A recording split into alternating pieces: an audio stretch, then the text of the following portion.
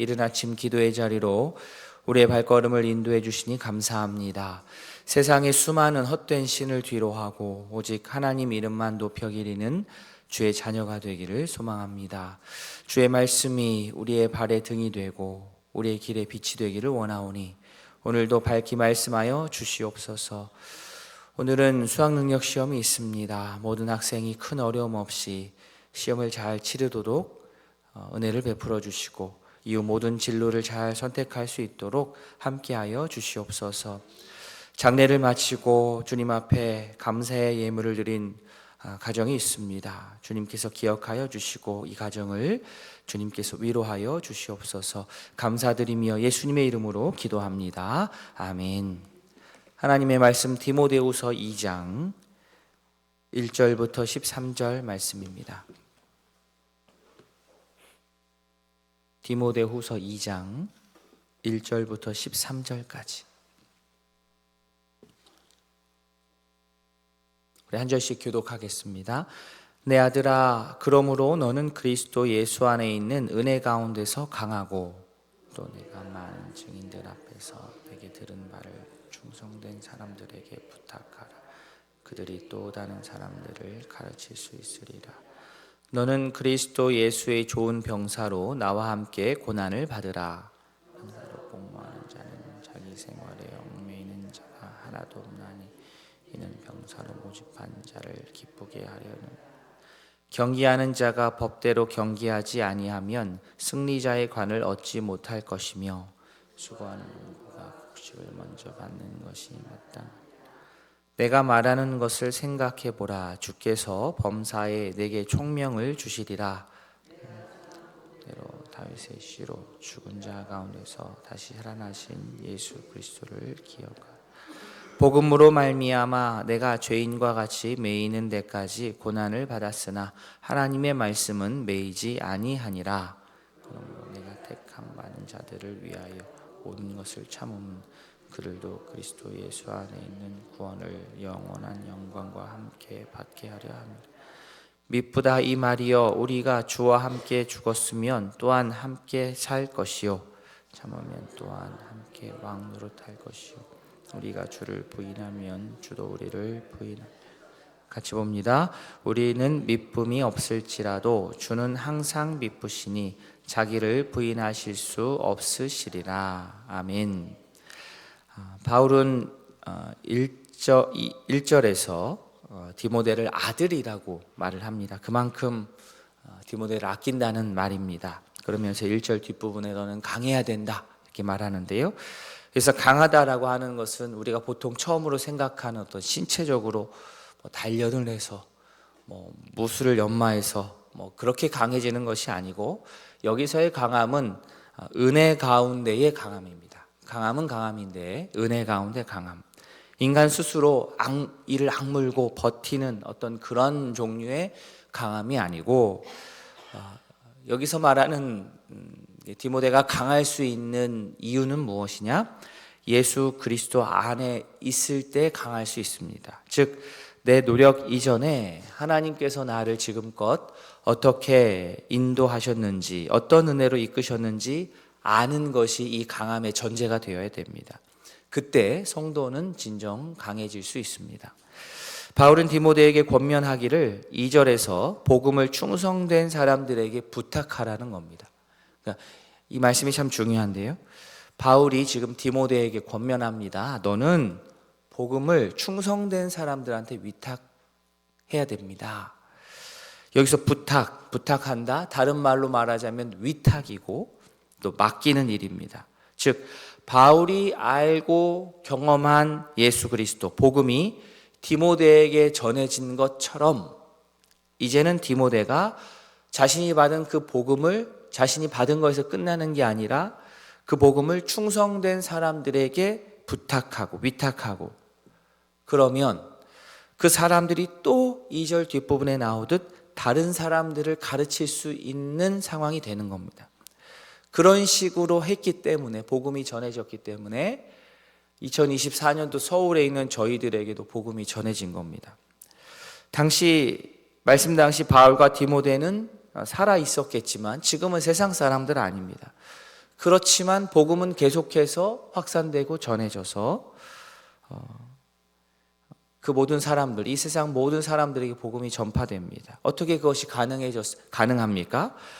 복음으로 변화된 한 성도가 다른 이들에게 복음을 전하여서 그들이 예수님의 제자가 되어 또 다른 자들에게 복음을 전하는, 그들이 또 다른 제자를 낳았기 때문에 이 복음이 이렇게 퍼져나갈 수 있었습니다.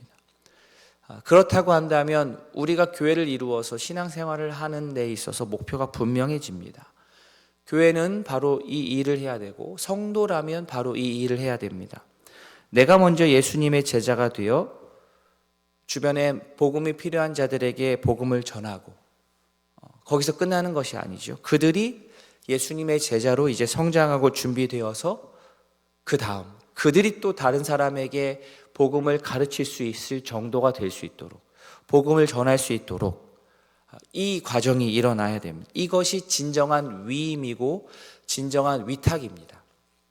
간신히 나 혼자 예수 믿고 천국 가고 끝나버리면 거기서 끝이 나버립니다. 내가 복음을 받았으면 누군가에게 복음을 전해야 되겠다는 열망이 일어야 되는 것이고, 첫 번째.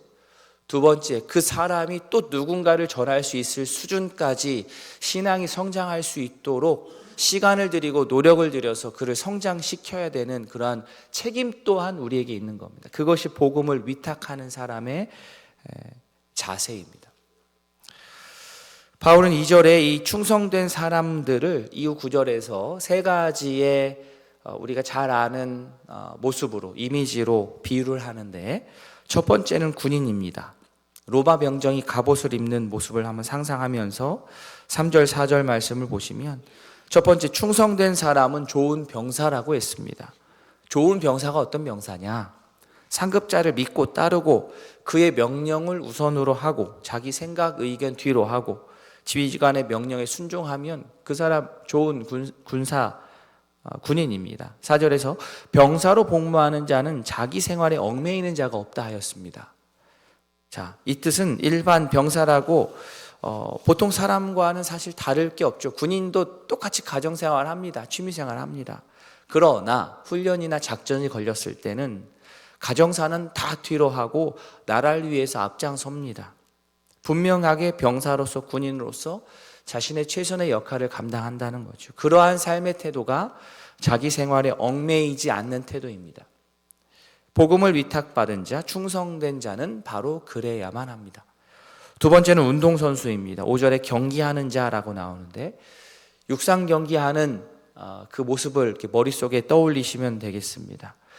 육상 경기에서 1등하면 메달 줍니다. 월계관 줍니다. 단 조건이 있습니다. 규칙을 지켰느냐예요. 옆 사람 막 발 걸려서 넘어지게 하고 혼자 1등하면 그렇게 하면 메달 주지 않습니다. 그렇게 한 1등은 의미가 없습니다. 경기 규칙을 지키는 것이 선수에게는 기본입니다. 즉 복음을 위탁받은 자는, 충성된 사람은 규칙이라는 것을 잘 준수하며 따르는 운동선수처럼 말씀의 기준을 먼저 바르게 하고 그 안에서 최선을 다합니다. 불법이나 편법이 끼어들 곳이 없어요. 그러기 위해서는 어떻게 해요? 훈련이 필요합니다. 육체적인 훈련, 신앙의 훈련 필요합니다. 복음을 위탁받은 우리에게 규칙을 잘 지키며 땀 흘려서 뛰는 그 육산 선수의 그 이미지가, 모습이 우리에게 덧입혀질 수 있기를 바랍니다. 세 번째는 농부입니다. 6절에서 수고하는 농부가 곡식을 먼저 받는다 하였습니다. 농부하면 이미지가 어떤 이미지냐? 단조로운 수고, 같은 일을 꾸준하게 반복해서 성실하게 해 나아가는 사람, 그 이미지가 농부의 이미지입니다. 지금 당장 열매가 보이지 않아도 몇 달 후에 이 열매가 맺힐 것을 알기 때문에 지금 꾸준하게, 지금 열매가 보이지 않아도 꾸준하게 땀을 흘리면서 노력을 하고 힘을 쓰고 일을 할 수 있습니다. 분명한 보상이 있다는 것이 알죠. 그것이 이렇게 하면 나중에 어떠한 보상이 있을 것이다를 압니다.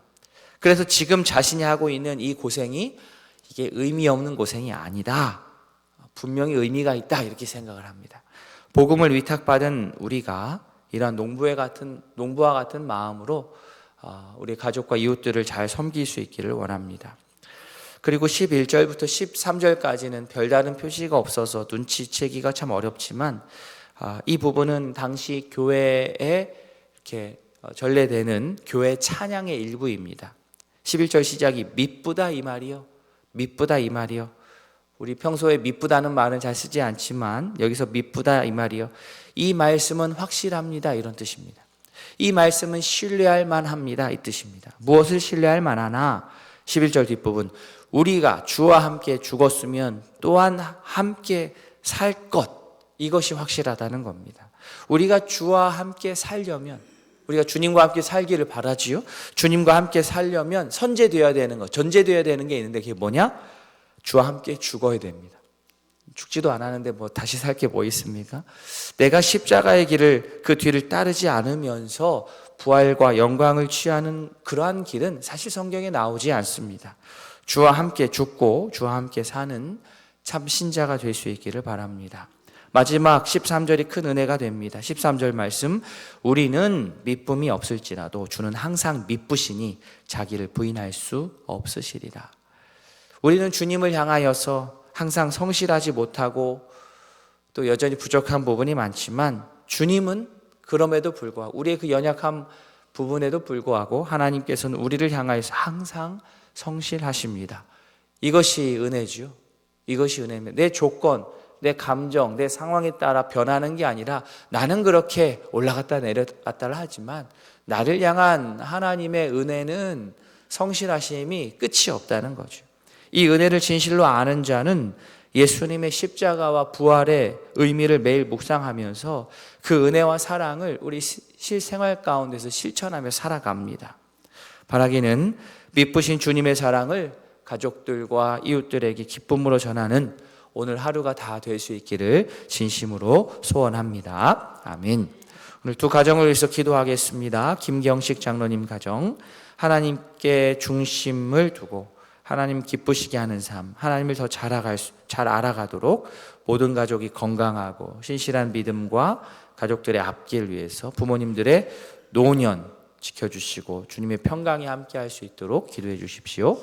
우리 김상희 집사님 가정, 가족의 건강, 자녀들의 믿음, 하나님께 순종, 직장을 위해서 기도해 주시기 바랍니다. 오늘 말씀 기억해 주시고 또 환우들의 건강 회복을 위해서 속해 있는 목장과 전도의 식구들을 위해서 제자훈련 위해서 또 수능 수험생 오늘 특별히 수능 기도회가 또 계속해서 오전 9시부터 카페에서 있습니다.